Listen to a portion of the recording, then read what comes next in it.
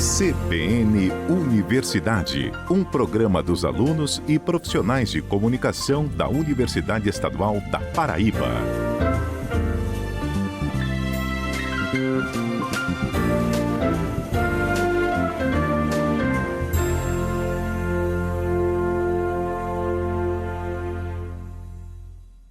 Oi pessoal, estamos começando o CBN Universidade deste sábado.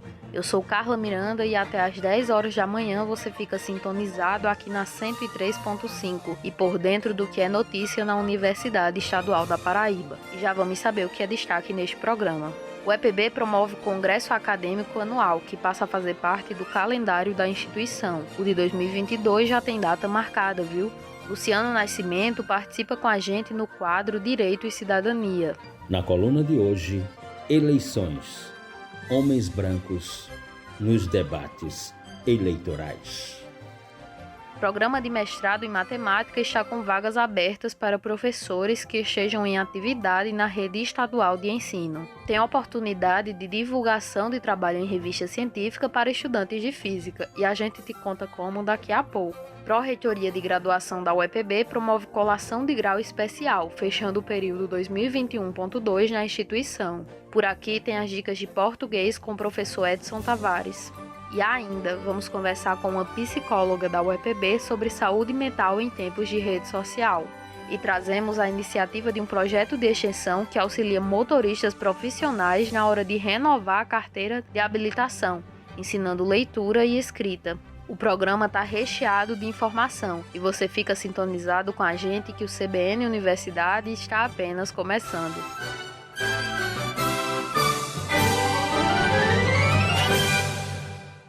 E já iniciamos com uma novidade, é que o Conselho de Ensino, Pesquisa e Extensão da UEPB aprovou a inclusão do Congresso Universitário no calendário acadêmico da universidade. A partir deste ano, o evento deve reunir os 3 eixos da instituição para apresentar as atividades desenvolvidas através do ensino, da pesquisa e da extensão. É a união de eventos que sempre aconteciam separadamente, como o Encontro de Iniciação à Docência, o Encontro de Iniciação Científica e o Seminário de Extensão Universitária, em um grande momento de disseminação da ciência que é desenvolvida na universidade. A primeira edição do Congresso Universitário da UEPB nesse formato já tem data definida, viu? Vai ser nos dias 8, 9 e 10 de novembro e com certeza será um grande momento de vivenciar a universidade e conhecer os projetos de pesquisa de extensão que são executados em todos os campos da UEPB. Que legal! Agora é hora da participação de Luciano Nascimento, que hoje traz uma reflexão bem importante, que é a participação e efetivação de pessoas negras na política. Vamos ouvir. Direito e Cidadania, com Luciano Nascimento. Bem, ouvintes, o ano é de 2022 e daqui a pouco chega outubro, o mês das eleições.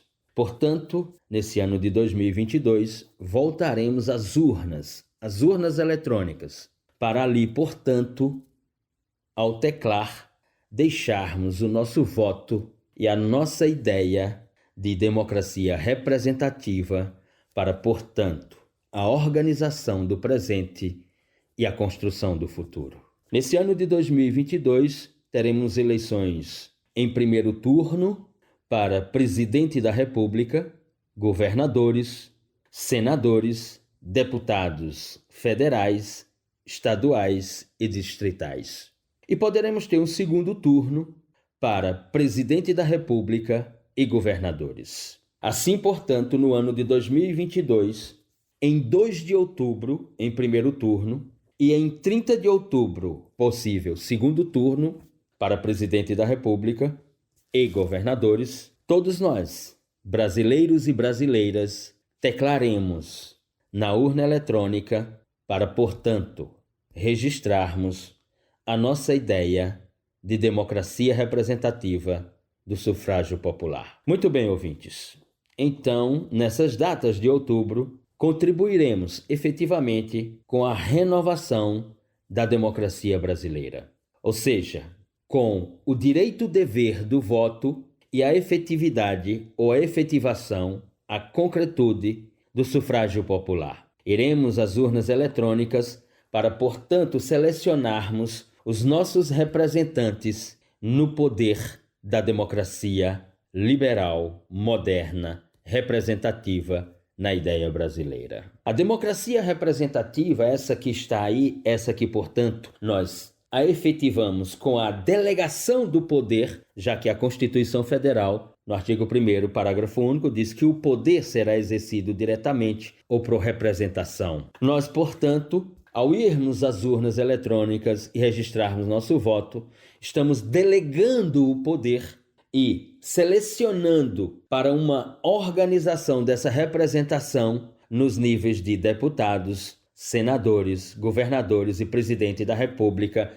efetivamente nesse ano de 2022. Esse cenário, essa descrição, esse organograma, esse teorema, até podemos dizer assim, foi pensado pelo francês Montesquieu na sua obra O Espírito das Leis, com a teoria do procedimento da tripartição de poderes: legislativo, executivo e judiciário. E no caso desses dois primeiros poderes, o executivo e o legislativo, a sua forma de legalidade e legitimidade é a representação na ideia do sistema jurídico da civil law, através de um diploma fundamental e maior, que é a Constituição do Estado. Então Montesquieu imaginou a ideia do Estado moderno como a tradução da representação do sufrágio popular. A democracia moderna, portanto, é a delegação de poderes por aquele o qual tem como origem o poder,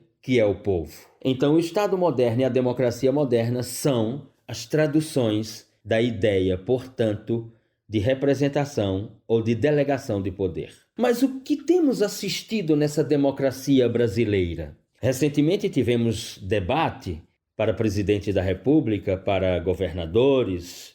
E o que podemos assistir nesses debates? Ora, inequivocamente, uma predominância de homens brancos nos debates. A presença branca majoritária entre os candidatos aos cargos da representação do sufrágio popular. As pesquisas mostram que, na última grande eleição, 80% dos eleitos para a Câmara Federal são, portanto, brancos. 15,8% se declararam pardos e 4,1% se declararam pretos. Haveria, portanto, essa é uma interrogação, haveria, portanto, uma ausência de candidaturas de pessoas pretas? Não. Não é isso que mostram as pesquisas. Mas as pesquisas mostram um dado muito mais dramático. Quando nós saímos, por exemplo, dessa frase homens brancos nos debates, e que poderia ser traduzida também como homens brancos na representação do sufrágio popular, e nos dirigimos a uma questão de gênero, nos dirigimos às mulheres. E essa mesma pesquisa sobre a última grande eleição traduz que 10% da Câmara Federal é de representação feminina, de representação pelas mulheres. E 1,6% se declaram pardas e 0,6% se declaram pretas, o que significa dizer que 7,8% da Câmara Federal em mulheres são brancas e apenas 2,2% da representação se declaram pardas e pretas. Mas a população brasileira já passou dos seus 51% na figura da mulher ou das mulheres, chegando a quase 52% da população brasileira. Não existe quadro intelectual preto no Brasil, seja de homens ou de mulheres? Não, a questão não é essa. Por exemplo, há uma observação, há uma argumentação de que uma das alternativas para, portanto, se aumentar, para, portanto, expandirmos, digamos assim, o quadro da representação preta na democracia moderna, liberal, brasileira, estaria na ideia do financiamento de campanhas públicas ou o financiamento público das campanhas eleitorais. Uma alternativa estaria, portanto, nessa categoria denominada de financiamento público das campanhas eleitorais e não de financiamento privado. O financiamento privado, assim indica a pesquisa, se colocou como uma barreira para a expansão desse quadro de representação popular das pessoas pretas na democracia brasileira. E que, portanto, a perspectiva para o pleito de outubro de 2022, com o financiamento público das campanhas eleitorais, é que esse quadro possa ser expandido na representação popular, na representação do sufrágio. Por ora, no que diz respeito aos debates, continuamos a assistir a uma maioria esmagadora de homens brancos e de mulheres, não de homens e mulheres pretas. Obrigada, professor Luciano. E sábado que vem tem mais Direito e Cidadania aqui no CBN Universidade. Sim, semana que vem tem programa especial celebrando os 4 anos do nosso programa no ar. E vamos fazer nossa primeira pausa neste sábado. No próximo bloco, falamos sobre a revista Física no Campus, que abre espaço para publicação científica para estudantes da área. E ainda tem dica de português por aqui. A gente vai e volta rapidinho. CBN Universidade, na CBN Campina Grande. CBN Universidade de volta e com informação sobre a oportunidade de pós-graduação para professores de matemática que estejam em atividade dentro de sala de aula. Estão sendo oferecidas 20 vagas para a Universidade Estadual da Paraíba para o mestrado profissional em matemática da Rede Nacional, o Profimate. E os interessados têm até o dia 3 de outubro para se inscrever para realizar o Exame Nacional de Acesso. O link para a inscrição você encontra no site www.profimate-sbm.org.br. O mestrado é na modalidade semipresencial e é ofertado para docentes do país inteiro. O objetivo é garantir uma formação em matemática mais aprofundada para os professores que atuam na educação básica, em especial os da rede pública de ensino. O curso é recomendado pela CAPES, reconhecido pelo Conselho Nacional de Educação e validado pelo Ministério da Educação com nota máxima. Os inscritos serão avaliados a partir de prova presencial marcada para ser aplicada no dia 22 de outubro. E o edital está aberto tanto para professores de matemática da rede pública quanto da rede particular de ensino. A exigência é que o profissional esteja em atividade regular. E só reforçando, inscrições para o mestrado em matemática do Profimate até o dia 3 de outubro. E tem chamada aberta para publicação de artigos científicos na revista Física no Campus. A 3ª edição do periódico foi lançada recentemente e os novos trabalhos podem ser enviados até o mês de outubro. A previsão dos organizadores é que a nova edição seja publicada ainda este ano. E você quer saber mais um pouco sobre essa iniciativa, quais as linhas que a revista aceita ou como submeter um artigo? Quem explica tudo pra gente é o professor da UEPB e editor-gerente da revista Física no Campus, Everton Cavalcante. Vamos ouvir. A revista é uma idealização da Universidade Estadual da Paraíba, juntamente com professores da Universidade Federal da Paraíba e outras instituições que colaboram com o nosso trabalho. Ela tem uma publicação quadrimestral e a publicação é totalmente gratuita, o que é bem atrativo para a maioria do público acadêmico que em alguns momentos precisa pagar por uma publicação. A revista tem ISSN, o que você pode checar no site, basta procurar Revista Física no Campus, fazer uma pesquisa no Google que você vai encontrar o link lá da gente, certo? E a missão da revista é promover um espaço de troca de conhecimento através de artigos e entrevistas, certo? Inclusive, no momento, nós temos uma chamada aberta para publicação, submissão de artigos, submissão de entrevistas, dossiês temáticos, coisas relacionadas à área, tanto da física como das engenharias, matemática, estatística e áreas afins. Você que é da área da física pode publicar em qualquer uma das áreas da física, inclusive na área de ensino de física, que é uma área um pouco mais descolada das demais áreas tidas como exatas. Essa publicação que nós temos aí, a chamada aberta, está prevista para ser publicada em dezembro desse ano. Lembrando que nós já tivemos 3 publicações, 3 edições publicadas, certo? E muito importante a contribuição de toda a comunidade acadêmica. Eu gostaria aqui de convidar a comunidade acadêmica a contribuir na nossa revista, porque reforça o ensino e a pesquisa tanto na Paraíba como na região Nordeste, além de ser uma excelente oportunidade de melhorar o seu currículo.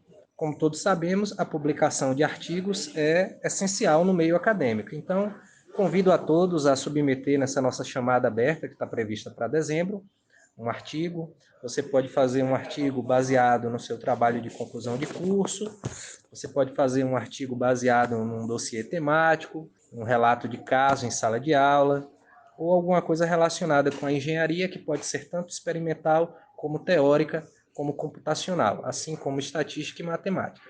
Lembrando que as publicações são gratuitas e os interessados podem se inscrever pelo link revista.uepb.edu.br/Física no Campus, ou entrar em contato através do e-mail Everton com V, certo? Everton com V, não é Everton com W, everton@servidor.uepb.edu.br. De preferência, façam isso até o final de outubro, para que já consigam colocar o artigo de vocês nessa edição aí de dezembro. Obrigada, professor. E só reforçando, o link para inscrições de trabalhos é o revista.uepb.edu.br/Física no Campus. E os interessados têm até o fim de outubro para submeter os artigos para publicação na próxima edição da revista. Agora a gente se liga nas dicas de português sem segredos aqui no CBN Universidade. Português sem segredos, com Edson Tavares.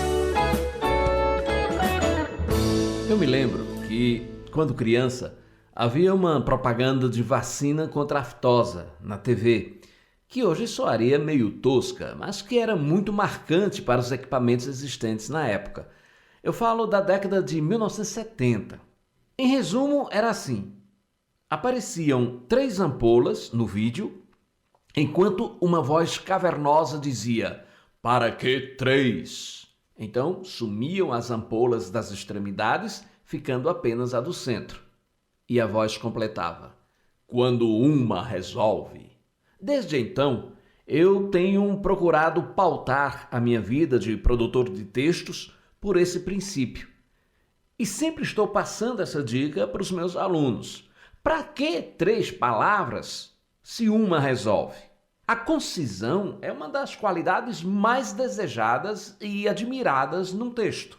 E quando você utiliza mais de uma palavra para dizer a mesma coisa, sendo redundante, isso é classificado como vício de linguagem, com o indesejado nome de pleonasmo vicioso. Alguns desses pleonasmos são evidentes e soam mal mesmo, servindo muitas vezes de piada, como entrar para dentro, subir para cima e outros mais. Mas outros são tão usados que quem os usa nem percebe mais que se trata de uma redundância. Vejamos alguns. Precisamos adiar nossa reunião para depois. Adiar só pode ser para depois. Mas preste atenção. Se esse depois vier especificado, se for depois de alguma coisa, então aí desaparece o vício. Precisamos adiar nossa reunião para depois da festa. Aí tudo bem. Você precisa se ater aos pequenos detalhes do documento. Se são detalhes, é porque são pequenos. Então não precisa usar a expressão pequenos detalhes, somente detalhes. Mas, falando em detalhes, haverá quem traga exatamente uma frase de uma canção composta por Roberto Carlos e Erasmo Carlos e que se chama Detalhes, em que a palavra pequenos está lá. Detalhes tão pequenos de nós dois, são coisas muito grandes para esquecer. Mas aí tem algo importante a se considerar. O autor do texto quer fazer uma antítese com a palavra grandes, que utiliza em seguida. Então, a palavra pequenos não está, redundando o termo detalhes, mas se contrapondo às coisas grandes que ele fala em seguida. Eu cheguei à conclusão final do trabalho. Toda conclusão é final. Logo, esta palavra final é desnecessária. É como diz uma canção muito conhecida, composta pelo Geraldo Nunes e que foi um grande sucesso do cantor Vanderlei Cardoso. Já que terminamos, só resta agora o adeus final. Bom, aí é pleonasmo mesmo, porque, diferente do caso dos detalhes pequenos de Roberto Carlos, a palavra final não tem uma função poética, a não ser completar o verso e rimar com mal. E eu vou fechar com uma manchete do site Metrópolis. Veja só. Simone e Simária anunciam o fim definitivo da dupla. Todo fim é definitivo. Se não é definitivo, não é fim. E assim chegamos ao fim do nosso quadro de hoje. Até o próximo. Obrigada, professor Edson Tavares, e até o próximo Português Sem Segredos. E antes do intervalo, tem uma informação rápida para os concluintes da Universidade Estadual da Paraíba. É que a Pró-Reitoria de Graduação deve realizar a cerimônia de colação de grau especial do período 2022.1 no dia 30 deste mês. A solenidade deve ser presencial na Central de Integração Acadêmica Paulo Freire a partir das 11 horas da manhã. E quem participa dessa colação de grau especial, esse momento é para contemplar aqueles concluintes que por algum motivo específico não conseguiram colar grau na cerimônia regular realizada em 26 de agosto, mas precisam ter cursado todos os componentes curriculares obrigatórios ou eletivos previstos no projeto pedagógico do curso, ter concluído a carga horária de estágio obrigatório e ainda as atividades acadêmicas, científicas e culturais, as famosas AAC6. E a Prograde deve emitir, através do setor de registro do controle acadêmico, uma lista com os nomes de todos os estudantes que estão aptos para colar grau nessa solenidade especial. A previsão é que cada aluno receba, através do e-mail institucional, essa confirmação no dia 26 desse mês. A partir daí, o aluno que vai colar grau deve procurar a Pró-Reitoria para pegar a beca. Isso entre os dias 27 e 29 de setembro, no turno da manhã, das 7h30 até o meio-dia. Só lembrando que para pegar a beca, o concluinte precisa apresentar documento pessoal com foto. E só reforçando, colação de grau especial do período 2022.1 da UEPB no dia 30 deste mês. Agora sim, vamos de pausa aqui no nosso programa. Na volta, o nosso assunto é Setembro Amarelo. Vamos conversar sobre saúde mental. Fica sintonizado com a gente que voltamos rapidinho. CBN Universidade, na CBN Campina Grande. Estamos de volta com o nosso programa e já para falar sobre o movimento do Setembro Amarelo. Sobre o assunto, conversamos com a professora da UEPB e psicóloga Josevânia da Silva. Professora, o Setembro Amarelo é uma campanha mundial de conscientização para a prevenção ao suicídio. Há meios de evitar essa tragédia cotidiana? Quais? A Organização Mundial de Saúde, ela estima que cerca de 700 mil pessoas no mundo inteiro, todo ano, tem como causa a morte ou suicídio. Eu estou trazendo esse dado para dizer que o suicídio ele é um fenômeno complexo e que por isso mesmo vai exigir respostas e enfrentamentos nas mais diversas áreas da vida. Não é uma única causa que gera o suicídio, porque não é um único aspecto que gera o sofrimento psíquico. Anterior ao suicídio, há uma longa trajetória de sofrimento das pessoas, e por diversas razões. Então, para enfrentar, de fato, essa tragédia cotidiana, é importante a gente olhar, e eu vou simplificar aqui em 3 dimensões. Primeiro, do ponto de vista individual, suporte social, familiar, conversa, diálogo, olhar para o indivíduo e sua história, para cada contexto, porque cada pessoa tem a sua realidade, e evitar aqui comparações, ou pensar em receitas prontas onde a gente aplica a todas as pessoas. Cada um com sua realidade, mas olhando justamente para o contexto da pessoa. Uma segunda dimensão é a dimensão social. Para enfrentar o suicídio, é preciso também dar condições das pessoas terem trabalho.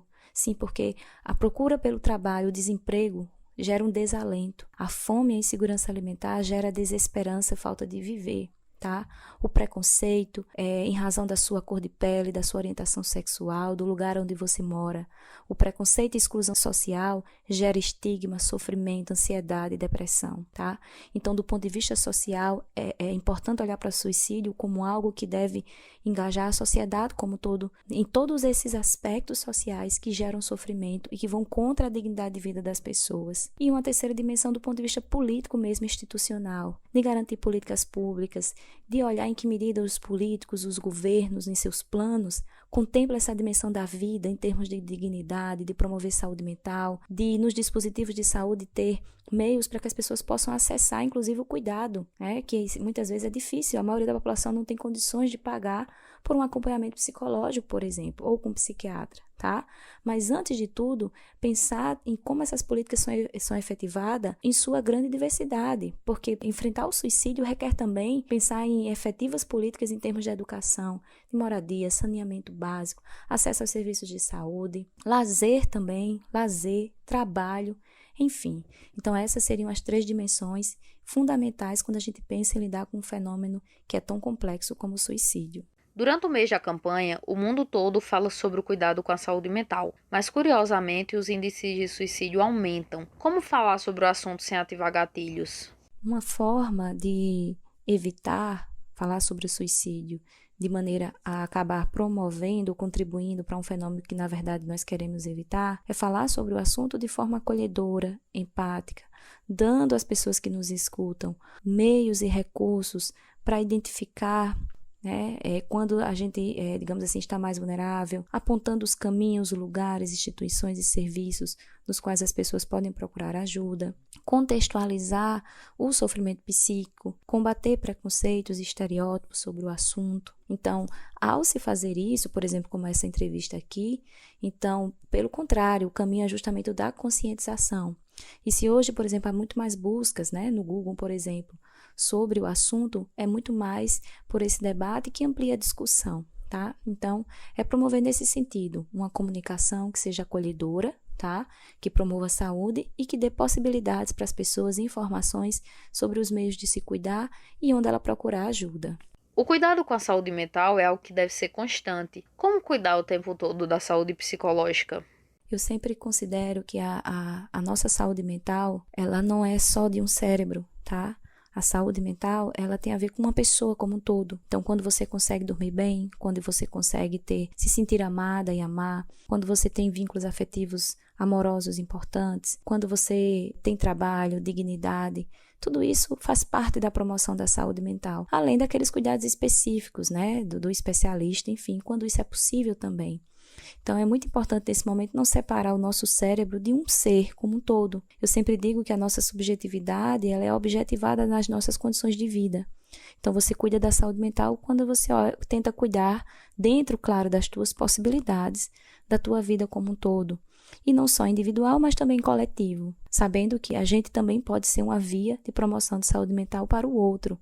Quando a gente também respeita o outro, quando a gente enfrenta toda forma de preconceito e exclusão, a gente também promove saúde mental. A visibilidade que tem ganhado a campanha Setembro Amarelo, associada aos efeitos psicológicos que a pandemia causou, chamaram a atenção do mundo todo para a necessidade urgente da discussão sobre a saúde da mente da população. Empresas, escolas, pessoas estão revendo seus modos de experimentar a vida. A universidade tem constatado isso, tanto no seu ambiente acadêmico quanto nas suas pesquisas. A pandemia ela afetou fortemente a saúde mental das populações, de modo geral. O que evidencia que a saúde mental ela não é desconectada do corpo e da vida. Quando a gente fala saúde mental, a gente não fala só de um cérebro, a gente fala de uma pessoa que sofre, que tem esperança, que quer ser feliz, que quer dar sentido à sua vida. E você usou uma expressão na pergunta que isso afetou o modo de experimentar a vida. E isso, de fato, afetou significativamente. E nas pesquisas a gente tem observado isso. Uma pesquisa que eu fiz com idosos em cidades rurais da Paraíba, eu perguntei: o que para o senhor é saúde e qualidade de vida?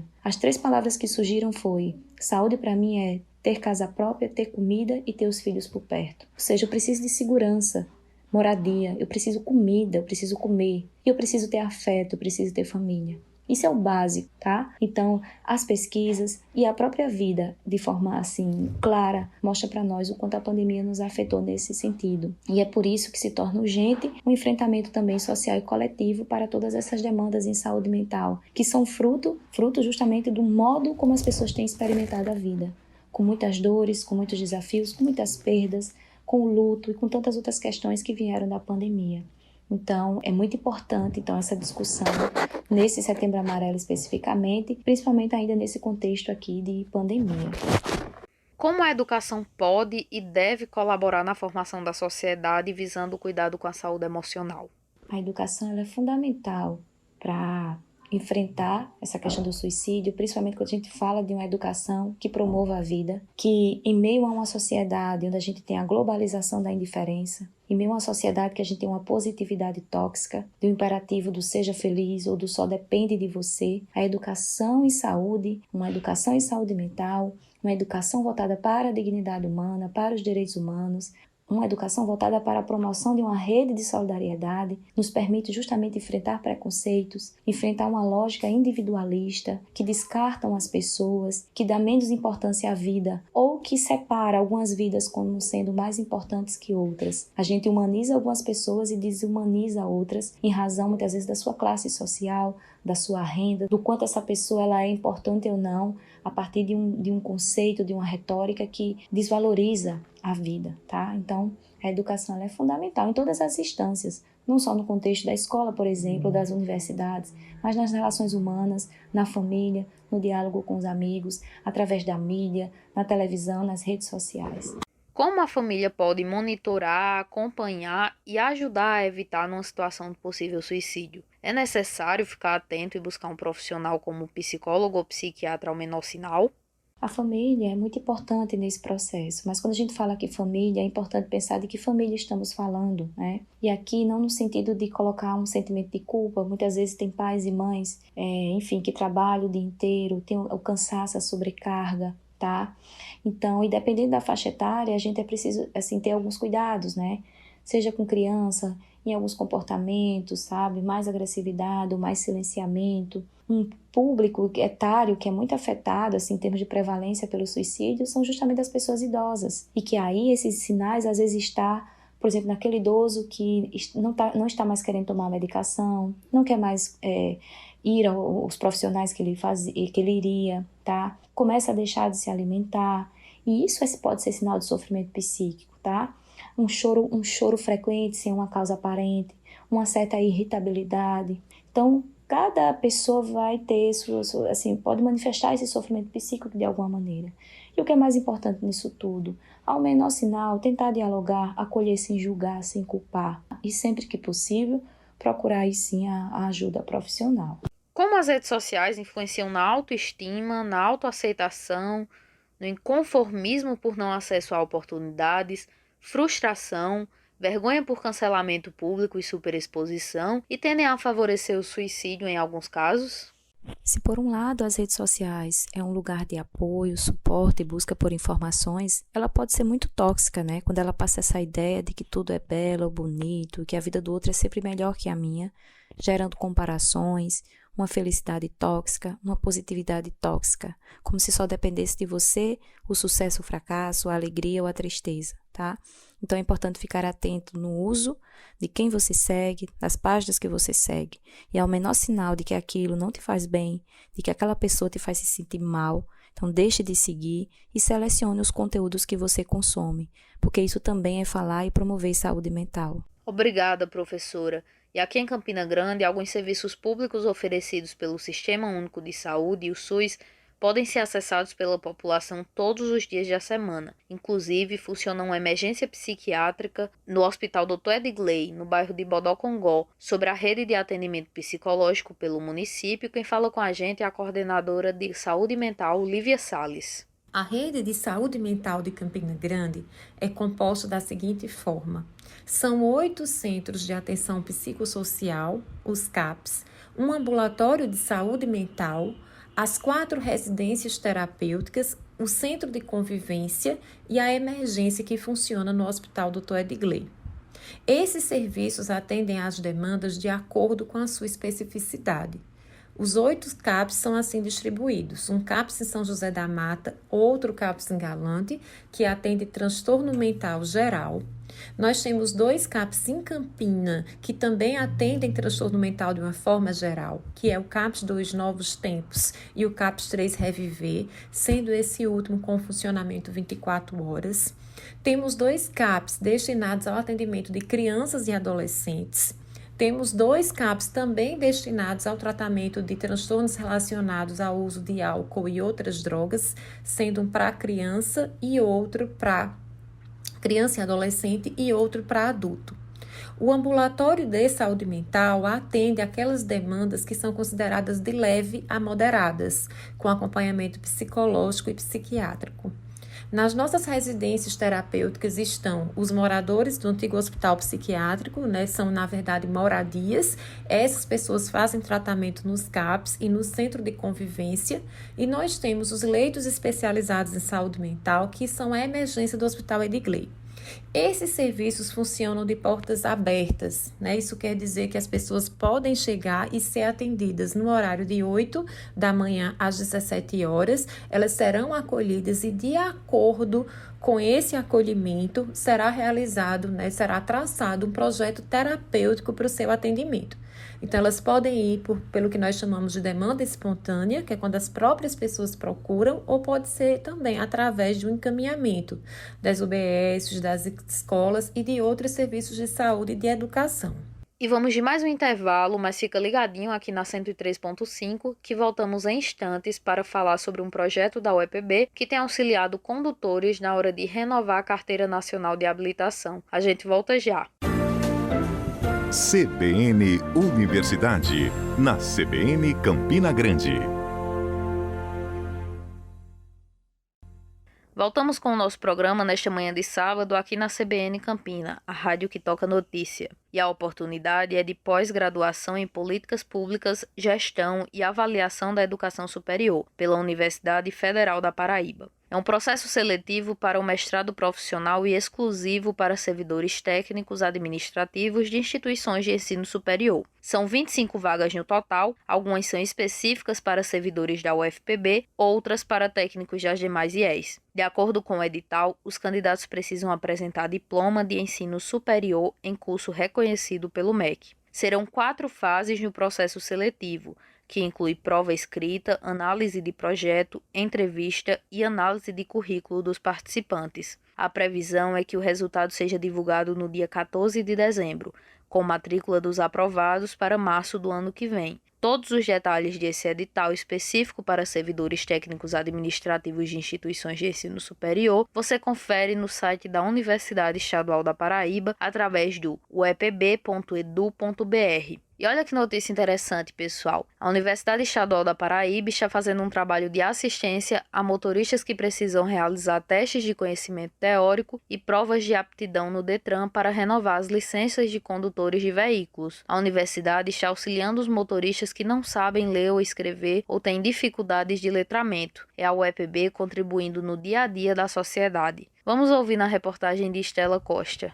O curso livre preparatório para condutores em processo de renovação de CNH é um verdadeiro serviço de letramento dos motoristas e motociclistas que não sabem ler ou escrever ou apresentam dificuldades de letramento, mas é também um trabalho social, já que ajuda a fazer com que esses condutores não percam as carteiras de habilitação e a maioria deles são pessoas que exercem função remunerada como motoristas, caminhoneiros, taxistas ou mototaxistas, por exemplo. Quem coordena o projeto é a professora Roxane Vilarim, do Departamento de Química.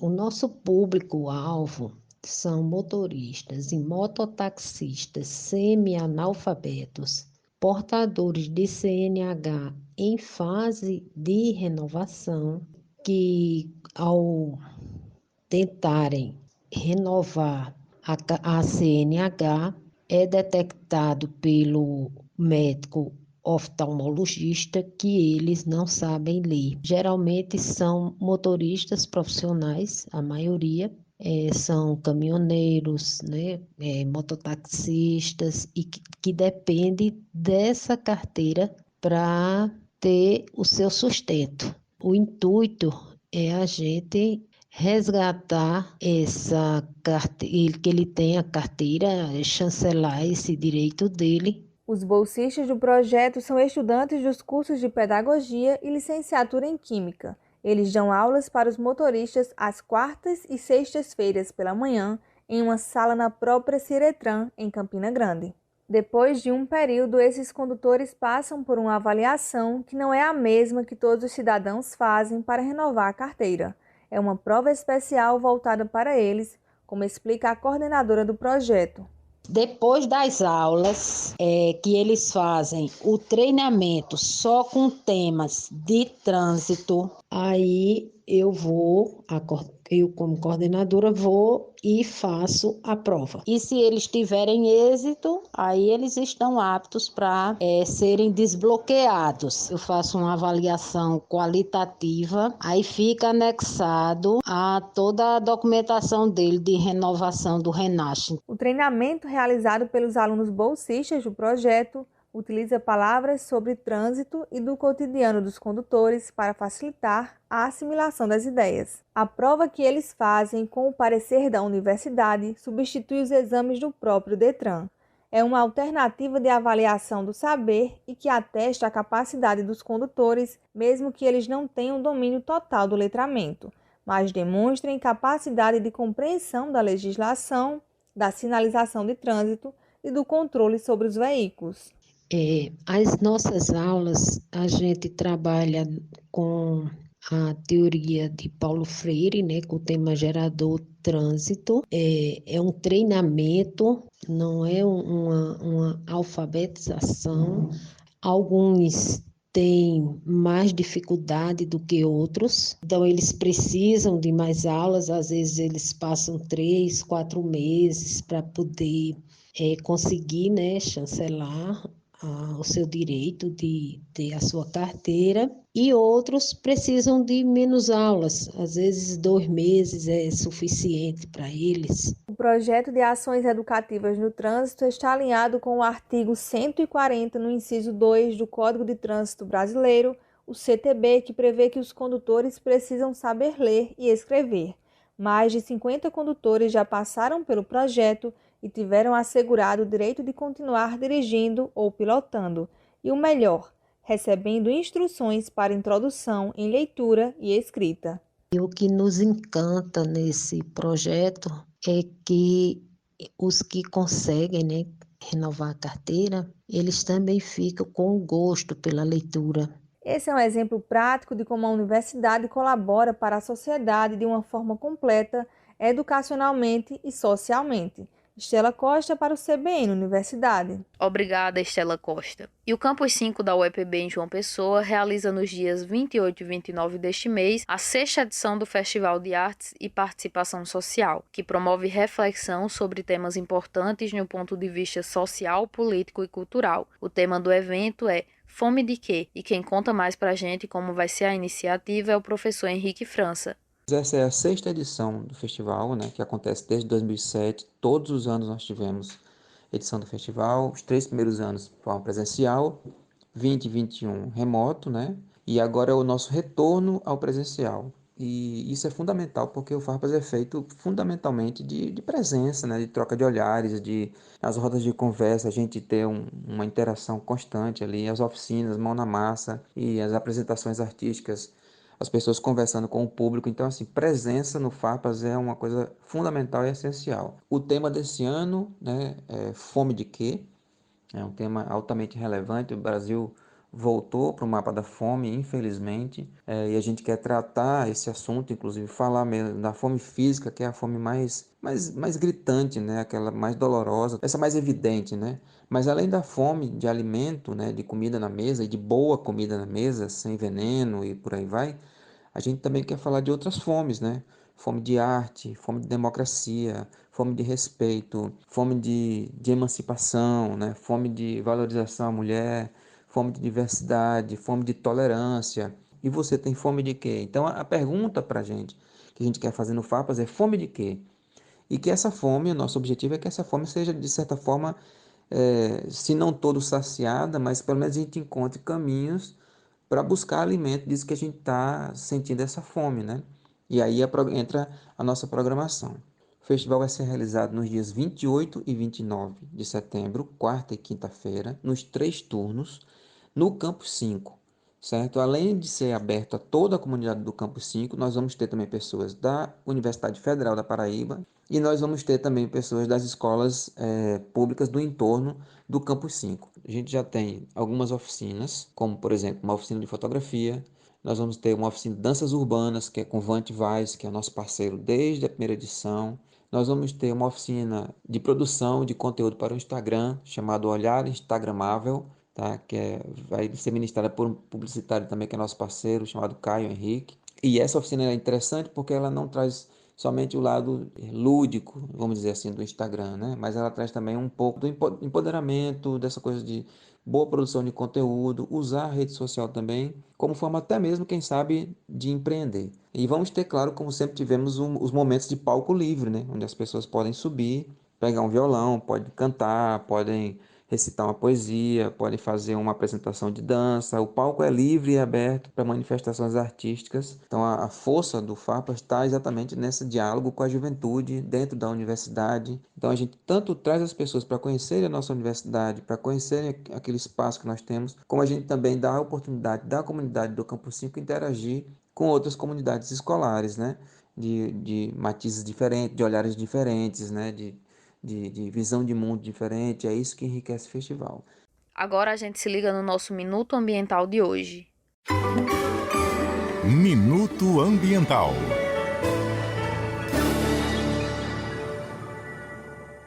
Olá, ouvintes! Estamos iniciando mais um Minuto Ambiental. Meu nome é Thaleson Celton e o tema abordado hoje será a poluição da água. O mundo enfrenta um desafio de qualidade da água devido à grave e crescente poluição da água, tanto nos países desenvolvidos quanto nos países em desenvolvimento. A poluição da água doce tem origem em muitas fontes, incluindo resíduos municipais industriais e agrícolas, esgotos e escoamento de nutrientes, geração de energia, indústria pesadas e automóveis. Atualmente, 80% das águas residuais globais não são tratadas e contêm desde resíduos humanos até descargas industriais altamente tóxicas. Aproximadamente 4.000 crianças morrem diariamente de doenças causadas por água insegura e saneamento inadequado.